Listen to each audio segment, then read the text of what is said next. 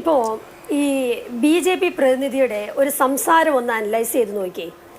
ഈ ഇന്ത്യൻ രാഷ്ട്രീയത്തിൽ എന്ത് മാറ്റമാണ് കഴിഞ്ഞ 10 വർഷമായിട്ട് ഉണ്ടായത് എന്ന് അദ്ദേഹത്തിൻ്റെ സംസാരത്തിൽ നിന്ന് തന്നെ അറിയാം. ഈ രാഷ്ട്രീയത്തെയും മതത്തെയും തമ്മിൽ മിക്സ് ചെയ്ത് രാഷ്ട്രീയവും മതവും തമ്മിൽ അതൊരു വോട്ട് ബാങ്ക് ആയിട്ടുള്ള ഒരു ചർച്ച, നമ്മൾ എത്ര ബലഹീനമായ ഒരു ചർച്ചയാണ് ഇന്നിവിടെ നടത്തിക്കൊണ്ടിരിക്കുന്നത്. യഥാർത്ഥത്തിൽ ഇന്ത്യൻ രാഷ്ട്രീയത്തിൽ നമ്മൾ പറയുന്ന സെക്യുലറിസം, കോൺഗ്രസ് എന്നും പറഞ്ഞിട്ടുള്ള സെക്യുലറിസം എന്ന് പറയുന്നത് ഇൻക്ലൂസീവാണ്. എല്ലാ ജാതി മതങ്ങളെയും എല്ലാ ന്യൂനപക്ഷങ്ങളെയും ദളിതരെയും എല്ലാവരെയും ഇൻക്ലൂഡഡ് ആയിട്ടുള്ള എല്ലാവരെയും അഭിസംബോധന ചെയ്യുന്ന ഇന്ത്യയുടെ ഭരണഘടന, അതാണ് കോൺഗ്രസ് എന്നും വിശ്വസിച്ചിട്ടുള്ളത്. ഇവിടെ ശ്രീപത്മനാഭൻ പറയുന്നത് ശ്രദ്ധിക്കൂ. ഇവിടെ നോർത്ത് ഈസ്റ്റിനെ കുറിച്ച് അദ്ദേഹം എന്താണ് പറഞ്ഞത്?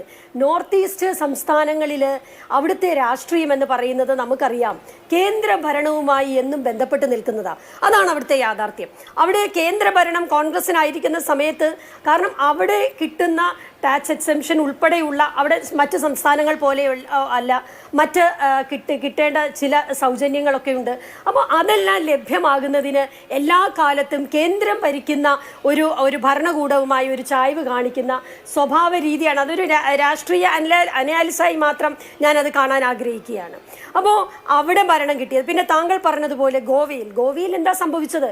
ഗോവയിൽ കോൺഗ്രസ് ജയിച്ചു വരികയും ഓപ്പറേഷൻ താമര എന്ന് പറയുന്ന കഴിഞ്ഞ 10 വർഷമായി നമ്മൾ കാണുന്ന വിവിധ സംസ്ഥാനങ്ങളിൽ, കർണാടകയിൽ ഉൾപ്പെടെ അവിടെ എവിടെയൊക്കെ കോൺഗ്രസ് ജയിക്കുന്നുണ്ടോ അവിടെയൊക്കെ പണം വാരി എറിഞ്ഞുകൊണ്ട് ഒരു തരം രാഷ്ട്രീയ മലിനീകരണം നടത്തിക്കൊണ്ട്, രാഷ്ട്രീയ വ്യഭിചാരം നടത്തിക്കൊണ്ട് BJP ഓപ്പറേഷൻ ലോട്ടസ് നടത്തിയതിൻ്റെ ഭാഗമായി ഭരണം അട്ടിമറിക്കപ്പെട്ടിട്ടുണ്ട്. അതിൻ്റെയൊക്കെ അർത്ഥം ഇവിടെ നേരത്തെ ഷൈജു ആന്റണി സൂചിപ്പിച്ചതുപോലെ ഈ BJP ഭരിക്കുന്ന സംസ്ഥാനങ്ങളിൽ, മധ്യപ്രദേശിൽ, ഉത്തർപ്രദേശിലൊക്കെ നടക്കുന്ന ക്രിസ്ത്യൻ പീഡനങ്ങൾ, പാസ്റ്റർമാരെ പീഡിപ്പിക്കുന്നത്, ക്രിസ്ത്യാനികളായ കാത്തലിക് അച്ഛന്മാരെ പീഡിപ്പിക്കുന്നത്, ഇപ്പോൾ ഈ റീസെൻ്റായിട്ട് വളരെ ഭയാനകമായി കേൾക്കുന്ന എത്രയോ സംഭവങ്ങളുണ്ട്.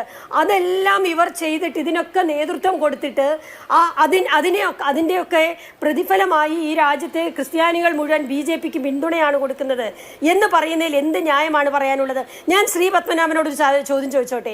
ഇന്ന് ഇരിക്കുന്ന കേന്ദ്ര ക്യാബിനറ്റിൽ നിങ്ങൾ പറയുന്നുണ്ടല്ലോ എല്ലാ ന്യൂനപക്ഷങ്ങളെയും എല്ലാം നിങ്ങൾ അംഗീകരിക്കുന്നുണ്ട്, എല്ലാവരെയും അഡ്രസ്സ് ചെയ്യുന്നതാണല്ലോ നിങ്ങൾ അവകാശപ്പെട്ടത്. ഇപ്പോൾ ഈ മന്ത്രിസഭയിൽ എത്ര മുസ്ലിം മന്ത്രിമാരുണ്ട്, എത്ര ക്രിസ്ത്യൻ മന്ത്രിമാരുണ്ട്? ഈ മുൻകാലങ്ങളിലൊക്കെ കോൺഗ്രസ് മന്ത്രിസഭകളൊക്കെ ഇരിക്കുന്ന കാലഘട്ടത്തിൽ എല്ലാവർക്കും പ്രാതിനിധ്യം കൊടുത്തിരുന്നു. അപ്പോൾ അത്തരത്തിലുള്ള യാതൊരു പ്രാതിനിധ്യവും കൊടുക്കാൻ തയ്യാറല്ല ഇവർ. ഏതെങ്കിലും ഒരു മതത്തെ പിടിച്ചുകൊണ്ട് ഒരു ഭൂരിപക്ഷ സമുദായത്തെ രാഷ്ട്രീയവൽക്കരണത്തിന് വേണ്ടി മാത്രം ഉപയോഗിക്കുകയാണ്. ഒരിക്കലും ആ യഥാർത്ഥ ഈ ഹിന്ദുത്വം എന്ന് പറയുന്നത് ഹിന്ദു മതവുമായി യാതൊരു ബന്ധവുമില്ല എന്നുള്ളത് പറഞ്ഞത് സവർക്കർ തന്നെയാണ്. ഇവരുടെ ആചാര്യൻ സവർക്കർ തന്നെയാണ് പറഞ്ഞത്, ഞങ്ങളാരുമല്ല പറഞ്ഞത്.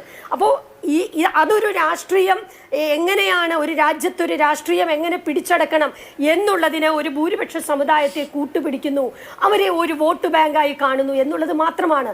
അല്ലാതെ ഈ രാജ്യത്തുണ്ടായിരുന്ന ഇന്ത്യയുടെ ഭരണഘടന വിഭാവനം ചെയ്തിരുന്ന ആ ഒരു സെക്യുലറിസം പാടെ ഇന്ന് ഇല്ലാതായിരിക്കുന്നു. താങ്കൾ വികസനത്തെ പറ്റി പറഞ്ഞല്ലോ. ഈ രാജ്യത്ത് ഏറ്റവും അധികം തൊഴിലില്ലായ്മ കണ്ട വർഷങ്ങളാണ് ഈ കഴിഞ്ഞു പോയത്. ഇവിടെ കർഷകർക്ക് സമരം ചെയ്യേണ്ടി വരുന്നു, ഇവിടെ ന്യൂനപക്ഷങ്ങൾക്ക് സമരം ചെയ്യേണ്ടി വരുന്നു, ഇവിടെ പൗരത്വത്തിൻ്റെ പേരിൽ സമരം ചെയ്യേണ്ടി വരുന്നു. ഇവിടെ സമരം ചെയ്യുന്നവരെ തീവ്രവാദികളായി നിങ്ങൾ ചിത്രീകരിക്കുന്നു. സ്റ്റെയിൻ സ്വാമിയെ പറ്റി ഞാൻ ചോദിച്ചോട്ടെ, കുറ്റപത്രം പോലും സമർപ്പിക്കാതെ ഒരു മനുഷ്യൻ, ആദിവാസികൾക്ക് വേണ്ടി പ്രവർത്തിച്ച ഒരു മനുഷ്യനെ ജയിലിലിട്ട് നരകിപ്പിച്ച് വെള്ളം പോലും കൊടുക്കാതെ കൊന്നുകളഞ്ഞില്ലേ? എന്താണ് നിങ്ങൾക്ക് പറയാനുള്ളത്? സ്റ്റെയിൻ സ്വാമി മരിച്ചതിനെ പറ്റി നമ്മൾ ഇതിനു മുൻപ് കേട്ടിട്ടുണ്ട്, സംഘപരിവാർ ശക്തികൾ കൊന്ന ഗ്രാം സ്റ്റെയിൻസിനെയും കുടുംബത്തേക്കും പറ്റി. അപ്പോൾ അതിൽ നിന്നൊന്നും യാതൊരു വ്യതിചലനവും ഉണ്ടായിട്ടില്ല. ആരാണ് പറഞ്ഞത്? മദർ തെരേസയെ പോലെ ലോകം മുഴുവൻ ആദരിക്കുന്ന ഒരു വ്യക്തി മദർ തെരേസയ്ക്ക് ഭാരതരത്നം കൊടുക്കുന്നത് ശരിയായില്ല, അത് കൊടുക്കേണ്ട ആവശ്യമില്ല എന്ന് പറഞ്ഞത് RSSന്റെ നേതാവല്ലേ, രാജീവ് ടുളി എന്ന് പറയുന്ന നേതാവാണ് പറഞ്ഞത്. മോഹൻ ഭഗവത് പറഞ്ഞു മദർ തെരേസയ്ക്കെതിരായിട്ട്. അപ്പോൾ മദർ തെരേസ നടത്തുന്നത് മതപരിവർത്തനമാണെന്നും അത്തരം അവർ ചെയ്യുന്ന പ്രവർത്തനങ്ങൾ ഈ രാജ്യത്തിന് നല്ലതല്ല എന്നും പറഞ്ഞത് RSSന്റെ നേതാക്കന്മാരാണ്. അപ്പോൾ ഇത്തരം സംഭവങ്ങളൊക്കെ ഈ രാജ്യത്ത് നടക്കുകയാണ്. അപ്പോൾ എന്നിട്ട് ഇതിനെയൊക്കെ ന്യായീകരിച്ചിട്ട് ഇപ്പോൾ ശരിയാണ്, രാജ്യത്ത് ക്രിസ്ത്യൻ സമുദായം എന്ന് പറയുന്നത് ഈ പറയുന്ന പോലെ 2%, 2.5% വരുന്നുള്ളൂ. ഈ ന്യൂനപക്ഷങ്ങളെ സംരക്ഷിക്കുക എന്നുള്ള ഭരണഘടനാപരമായ ഉത്തരവാദിത്തം ഈ രാജ്യത്ത് ഈ ഭരണകൂടം BJPയുടെ ഭരണകൂടം ചെയ്യുന്നില്ല. ഇപ്പോൾ കേരളത്തിന്റെ കാര്യം പറഞ്ഞല്ലോ. കേരളത്തിൽ കേക്കുമായി എന്തിനാണ് ഈ ക്രിസ്മസിന് പോകുന്നത്? കേരളത്തിൽ എന്താണ് യഥാർത്ഥത്തിൽ BJPയുടെ നിലപാട് എന്ന് പറയുന്നത്? ക്രിസ്ത്യൻ സമുദായങ്ങളെ അങ്ങനാണെങ്കിൽ യഥാർത്ഥത്തിൽ ക്രിസ്ത്യൻ സമുദായങ്ങൾക്ക് സംരക്ഷണം കൊടുക്കണം, അവരൊരു ന്യൂനപക്ഷമാണ്, അവർക്ക് സംരക്ഷണം കൊടുക്കണം എന്നുള്ളതാണ് ലക്ഷ്യമെങ്കിൽ ഈ ഉത്തരേന്ത്യയിൽ നടക്കുന്ന പീഡനങ്ങൾ, ക്രിസ്ത്യൻ പീഡനങ്ങൾ, മണിപ്പൂർ പീഡനം നടന്നപ്പോൾ അപ്പോഴൊന്നും ഇവർ ശബ്ദിച്ചില്ലല്ലോ.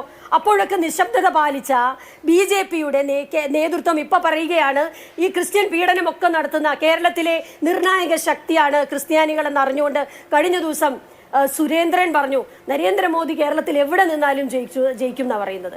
അതെ, കേരളത്തിൽ എവിടെ നിന്നാലും ജയിക്കുമെന്ന് പറഞ്ഞിട്ട് ക്രിസ്ത്യൻ ദേവാലയങ്ങളിൽ കയറി, ക്രിസ്ത്യൻ വീടുകളിൽ കയറി കേക്ക് കൊടുത്താൽ ഉടനെ തന്നെ ഇതൊക്കെ മറക്കുന്ന ഒരു സമുദായമാണ്, അല്ലെങ്കിൽ അത്തരത്തിൽ വീണു പോകുന്ന ആ മധുരം കഴിച്ച് ഇതെല്ലാം മറന്നു പോകുന്ന ഒരു സമുദായമായിട്ടാണോ നിങ്ങൾ ക്രിസ്ത്യൻ സമുദായത്തെ കണ്ടിരിക്കുന്നത്? നരേന്ദ്രമോദി മത്സരിക്കാൻ വരട്ടെ കേരളത്തിൽ, ഇവിടെ എറണാകുളത്ത് വന്ന് മത്സരിക്കട്ടെ, ഞങ്ങൾ സ്വാഗതം ചെയ്യുകയാണ്.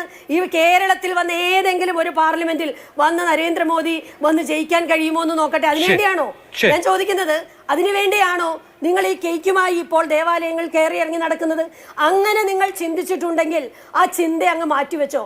അത്തരത്തിൽ ബുദ്ധിശൂന്യരല്ല ഈ കേരളത്തിലുള്ള ക്രിസ്ത്യാനികൾ, രാജ്യത്തുള്ള ക്രിസ്ത്യാനികൾ. ഈ രാജ്യത്ത് നടക്കുന്ന സംഭവങ്ങളെല്ലാം കണ്ട് മനസ്സിലാക്കാൻ കഴിയുന്ന നല്ല ബുദ്ധിയുള്ള, നല്ല വിവേചന ശക്തിയുള്ള, താങ്കൾ സൂചിപ്പിച്ച പോലെ നല്ല ബുദ്ധിയും ബോധവുമുള്ള ബിഷപ്പുമാരുൾപ്പെടെ ഉള്ളവരുണ്ട് ഇവിടെ. ഈ ബിഷപ്പുമാർ ഇന്ന് പോയവർ, ഈ വിരുന്നിന് പോയല്ലോ, ഈ വിരുന്നിന് പോയവർ എന്തുകൊണ്ടാണ് രാജ്യത്ത് നടക്കുന്ന ഇത്തരത്തിലുള്ള സംഭവങ്ങൾ ചോദിക്കാതിരുന്നത്, അല്ലെങ്കിൽ അവർക്ക് ചോദിക്കാനുള്ള ഒരു അവസരം എന്തുകൊണ്ടാണ് ഈ ഭരണകൂടം കൊടുക്കാതിരുന്നത് എന്നുള്ളത് ഏറ്റവും പ്രധാനപ്പെട്ട ചോദ്യമാണ്. പിന്നെ എന്തിനാണ് ഇവരെ വിളിച്ചു വരുത്തിയത്? അപ്പോൾ ഇത്തരത്തിൽ മധുരം കൊടുത്ത്, വിരുന്നു കൊടുത്ത് ഈ രാജ്യത്തെ ക്രിസ്ത്യാനികളുടെ അവരെ പീഡിപ്പിക്കുന്നതിനെ ഒക്കെ അങ്ങ് ഇല്ലാതാക്കാമെന്ന് BJP വിചാരിക്കുന്നുണ്ടെങ്കിൽ അത് നടക്കില്ല.